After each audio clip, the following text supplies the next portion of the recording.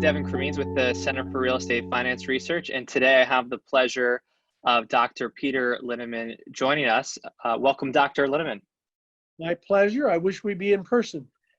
I wish we would be in person as well. Before we get started, first off, thank you so much for taking the time to join us. Do you want to just tell people who may not be familiar with you or your work, kind of just your background and what you do? Well, gee, it's hard to imagine anybody who's not familiar with me. So, I PhD economist many years ago. Was on Wharton's faculty for about 35 years. Was the founding chairman and director of what is now the Zell-Lurie Real Estate Center and the real estate department there. I retired from teaching there about 10 years ago. For 41 years, I've had Linneman Associates, which does boutique advisory for funds, for high wealth individuals, for REITs, for corporations, mostly in real estate, not 100% in real estate. I've served on about 20 boards, public boards over the years. I'm on a number of public boards now. Published Linneman Letter, which on a quarterly basis puts out what I think to our subscriber base. We have a product, Refia, which is a credentialing. If you really want to learn real estate in a class and you want to verify that he had a rigorous version, we have that. You can find information on my website. And I've written a lot over the years and have a pretty active charitable life. We also do some boutique investing. Wonderful. Thank you very much for that. And just to kind of get things kicked off today, what trends, Peter, were you seeing, in the real estate sector prior to the pandemic? And do you see those trends shifting or continuing? How do those trends play out kind of post-COVID? I think the best way you could, the best way you could describe where we were was at the end of the first week of March, we were in a strong economy. Of course, there's always could be better. We were in a strong economy, longest recovery in history, highest GDP in history, highest wealth in history, highest, industrial output and profits had been flat, but at a pretty high level. So that was all pretty good. And supply and demand in most real estate sectors in decent shape. Were there some shopping centers that were not so great? Sure. Were there some markets that had a little overbuilding? Sure. But if you had to characterize it, you say pretty good supply and demand. It's not a landlord's market.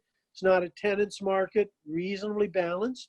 Construction was under pretty good control. We didn't have, it was interesting, even though it was the longest recovery in history, construction activity was average, which when you think you're at the peak of a long time, to only be average is quite a statement. And that's going to help us over the next couple of years. So I would describe it as, yep, there were trends. There was a trend in office that people thought sitting shoulder to shoulder, being distracted was a productive way to work, even though all the research showed it was a terrible way to work.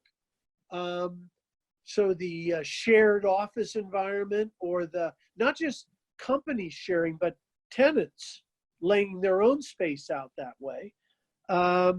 I had been writing for years. I thought it was counterproductive. They saved rent, we sacrificed productivity. I thought productivity failure was going to kill it. It's going to turn out COVID's going to kill it. No one wants to hot desk at this point. No one wants to sit shoulder to shoulder. I don't even know why I wanted to sit shoulder to shoulder to start with no private space. But you know that space is going to be gone. It's going to be retrofit, more footage. It's going to save or help the office sector in the coming year or so. That even though there's not going to be a lot of de novo rental because of how weak the economy is, there'll be, I need to expand my existing space to get the work done safely. In the hotel sector, Airbnb, or however you would, not just Airbnb, but variants, We're growing dramatically. I think I've used them. It's a great idea when it works. I think they're going to get hit super hard by this for two reasons. One, you can't guarantee quality in the same way Hilton can or Marriott can. Marriott can run an ad saying we clean our rooms every 2 hours. I don't know, whatever, to put you at ease. Airbnb can't quite do that and guarantee that, right? So they're going to have a harder comeback. At the luxury end, they'll do fine. I was supposed to be in a villa in early April in Morocco. Suffice me to say, it was gorgeous, and I'm sure they would have. Those kind of properties they'll do fine because you'll insist you're paying enough, keep the damn place spotless and so forth. They always are. The run-of-the-mill, though, they don't have that brand, so I think that's going to hurt them a lot and help the traditional, which needs help given this. On the retail side, you obviously had the trend towards online was growing. Online was doing a lot of sales, but had one problem.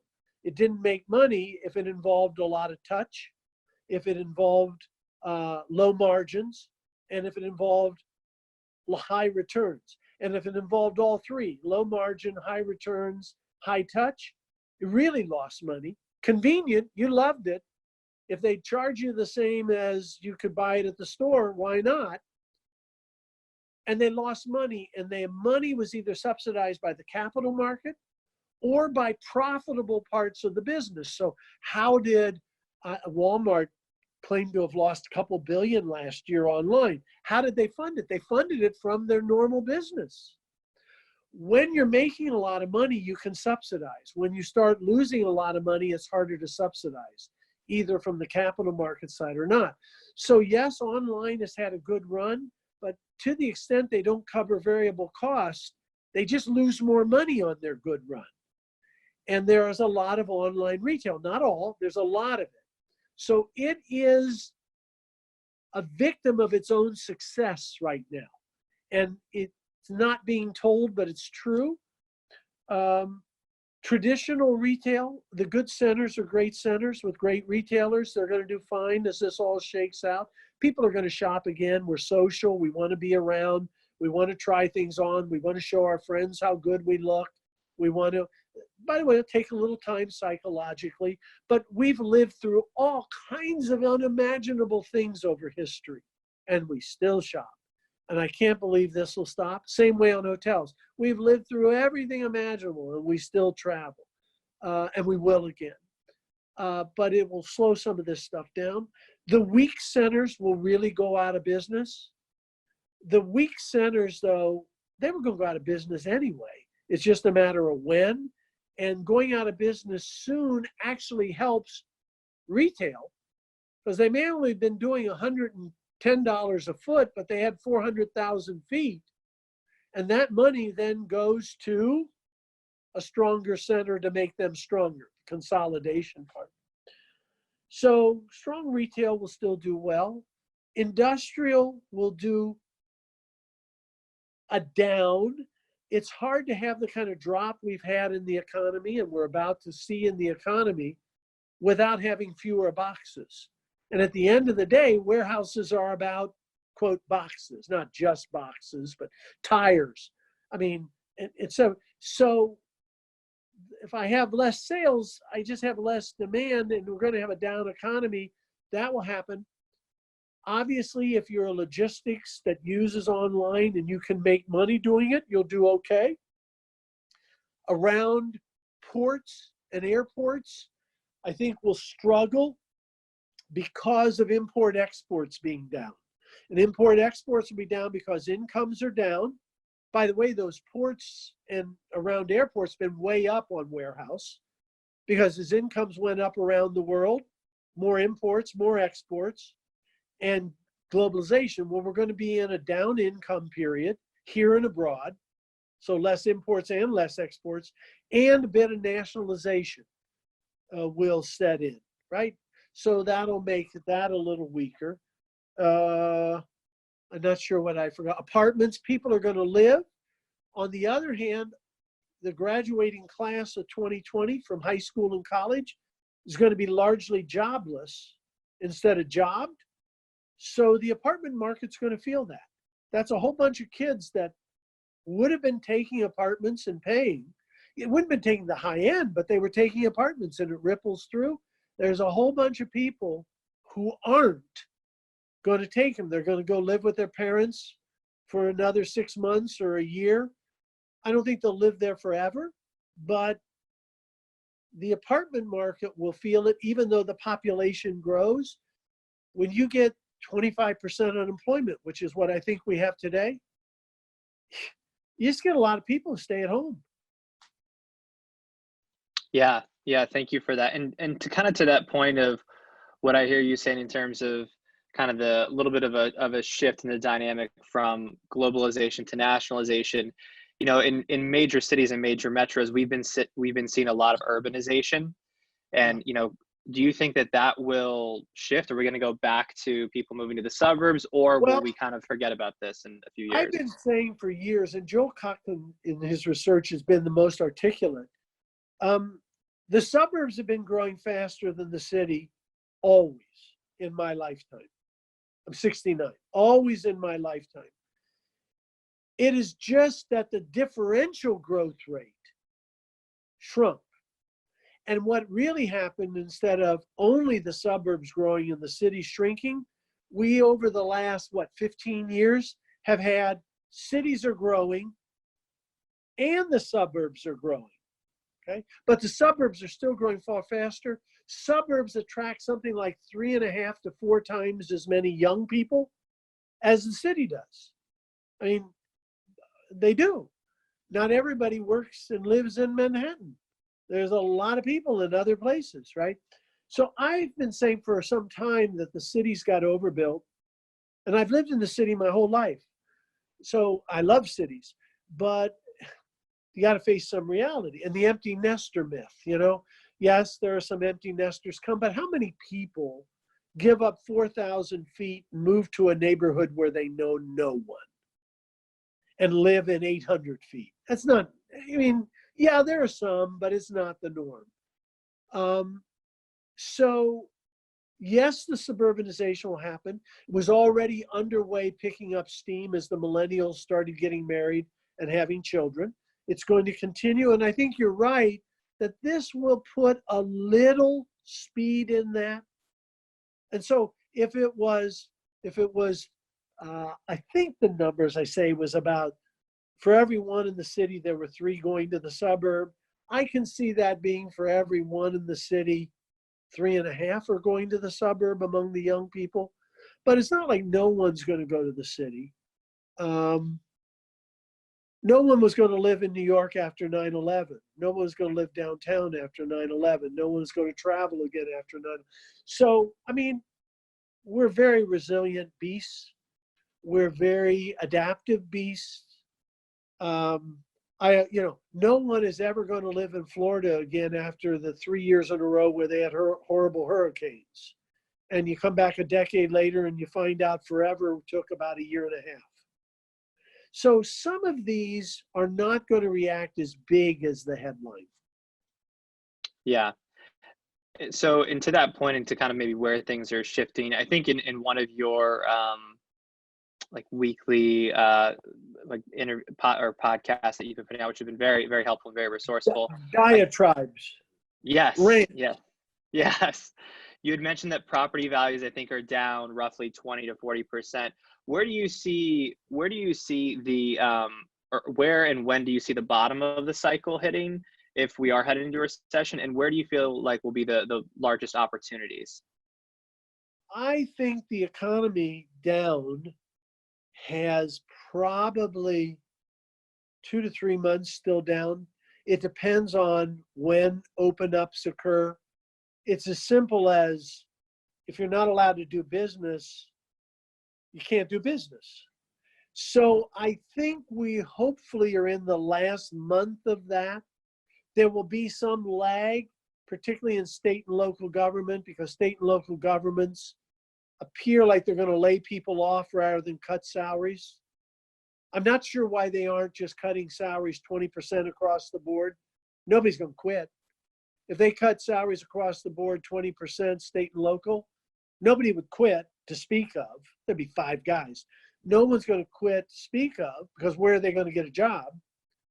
And their pay would come roughly in line with the private sector for a comparably skilled person, roughly. So, but they're going to lay off over the next month or so. So I think you have some more carnage. I think probably end of June, early July, we'll look back and say that was the bottom. But it's a long climb. We had 5 million unemployed the end of the first week of March. And as you and I are speaking, it's probably 40 million today on what, the 4th of May. Mm-hmm. And by the way, I think that could go as high as 50 million. And you could add, let's say it stops at 40 million. You could add 25 million jobs over the next 12 months, which would be unbelievable. I mean, adding 3 million, 4 million is a great year. If we added 25 million jobs, we'd be all the way back up to the misery of worse than the worst recession since World War II. So it gives you some benchmark. It would feel great because it's coming back to life, but it's still pretty miserable. And I think that's the next year. I think the year after that, we go from the equivalent of the bottom of 2009. The following year, we get back to maybe where we were in 2012. I think it goes a little faster, but not a lot. And then it's slugging it out. So maybe by 2024, we're where we were in 2018. Think about it.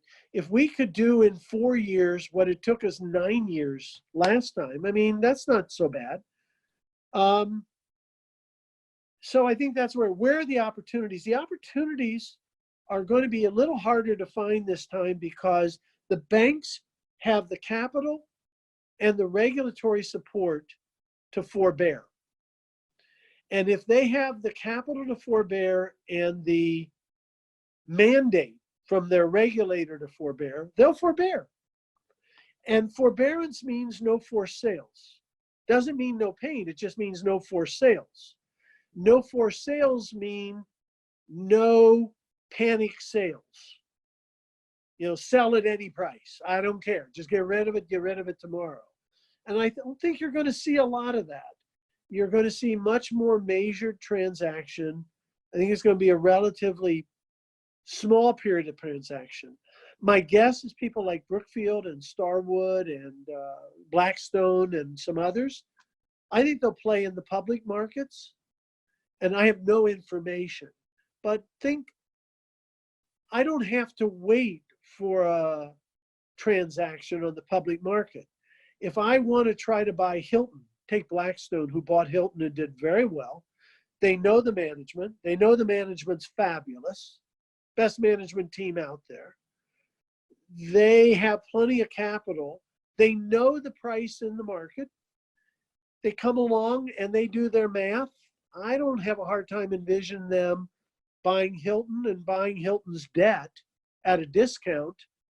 I'm just taking Hilton as an example. Sure. But that's a public market transaction. And so I can see some of that happening much more easily than I can see the forced sales all of the early 90s or even the early 2000s that way. Great. And last quick question, because I know you have to go. What would your advice be to undergraduate and MBA students who are graduating this May? Any job. All right. Any job. Any job. And you say, do I mean any job? I mean any job. The better the job, the better the job. But if you have to do groceries at Safeway, that's that's the best job you can do. Whatever field you want to go into, real estate or otherwise, read my book again. Read somebody else's book on logistics. Read somebody else's book on algorithms in business. You can read those on your own time and learn. Okay. The thing that will look awful is if you sat through 2 years doing nothing I can identify. And therefore, my advice is get a job so that, by the way, there's not going to be an employer in the world who, if you walk in and I say, what did you do the last 2 years after you graduated college? And you say, I stacked groceries at Safeway. They're going to say, good for you. They are. Now, would they rather that you did analysis work for those 2 years? Of course. But they're realistic. They lived through that world. They know. And the fact that you were willing to work at Safeway or Dollar General or wherever keeps you in the game. And you say, but I need to learn skills. Okay, now the burden says, and I've got to read the book on business algorithm, the use of business algorithms, so that when I sit down with a potential employer, I say, yeah, I worked at Safeway, and here's my reading list. You know, if, I take a real estate, most people are going to see this, or real estate, I took his certification course, and I can show I got certified. Or if there's a certification course in business algorithms, I did it, I did it. Here's my reading list and my own, anything to show you did something. And I think the dumb, I don't mean it pejoratively, I think the dumb person is the one who's waiting for the perfect job, and I only want to work if I can get with a developer, and you're going to sit there for 2 or 3 years, and they're going to say, what? You sat for 2 years of your life doing nothing? You're going to learn something working at Safeway. You're not going to learn the same things that you would have learned working for a real estate developer, but you're going to learn about people. You're going to learn about what motivates people. You're going to learn about marketing a bit. You're going to learn. There's things to learn on every job. And there are times where you just have to take the best you can. So start at the normal places, but if the job is not there, keep going, keep going, keep going. Get a job at Dollar General. Get a job at the supermarket. Get a job at Amazon. You can figure out over the next 5 years, but don't just get the job instead of screwing off once you get off work. Learn, provably learn. That's my advice. I wish I had happier advice, but that's the advice. Sounds like With that, good advice. Thank you very much. Yes, thank you very much. I appreciate your interest in anything an old guy has to say. Thank you very much, Peter. Appreciate the time. You have a great day. You too. Bye-bye.